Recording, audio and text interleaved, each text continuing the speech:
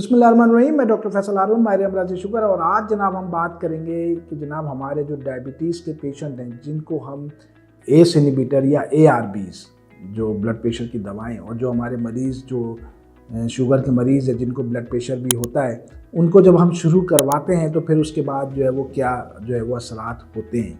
अच्छा जनाब, होता ये है कि जनाब जब एस या ARBs, अब एस में जो है मैं आपको दवाओं के थोड़े नाम बता दूं, उनके जेनेरिक एक रेमिप्रिल हो गई, लिजनोप्रिल हो गई, एनालाप्रिल हो गई।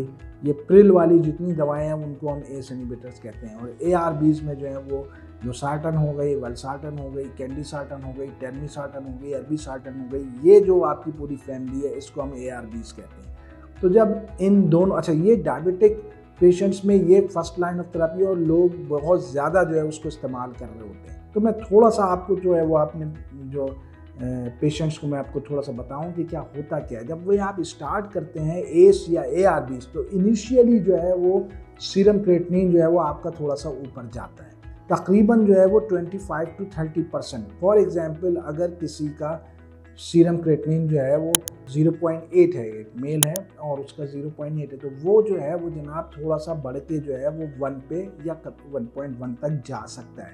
ये जो है जनाब शुरू के 2 से 4 हफ्तों में होता है। और बेसिकली क्या होता है, एस और ARBs जो है वो किडनीज में जो है वो ग्लोमेरुलर फिल्ट्रेशन जो है वहाँ पे प्रेशर जो है उनका थोड़ा सा कम करता है।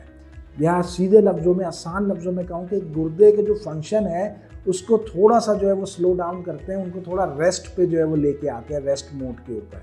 तो लॉन्ग टर्म उसमें जो है ये बहुत ही बेनिफिशियल है कि आपने गुर्दों को थकाना नहीं है ज़्यादा, बहुत ज़्यादा, उनको थोड़ा सा जो है वो रेस्ट मोड पे थोड़ा सा वो स्लो डाउन करते हैं। और ये लॉन्ग टर्म जो है ये बहुत ही ज़्यादा बेनिफिशियल होते हैं, गुर्दे के मर्ज के लिए ज़्यादा जो है वो बेहतर होता है। लेकिन इनिशियली इसकी वजह से जो है वो आपका जो है वो थोड़ा सा सीरम क्रेटिनिन जो है वो ऊपर जाता है, लेकिन ये 2 से 4 हफ्तों तक होता है और उसके बाद जो है वो सीरम क्रेटिनिन जो है वो दोबारा स्टेबलाइज हो जाता है।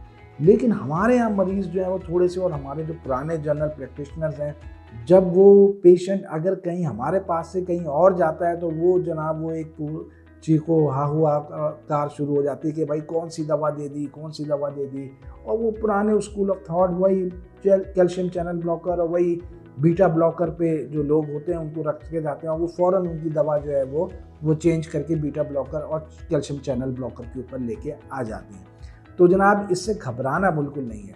जब भी एस या ARB शुरू करवाएंगे तो वो आपका सीरम क्रेटिनिन जो है वो थोड़ा सा ऊपर जाएगा, 20-25%, 30% तक ऊपर जा सकता है।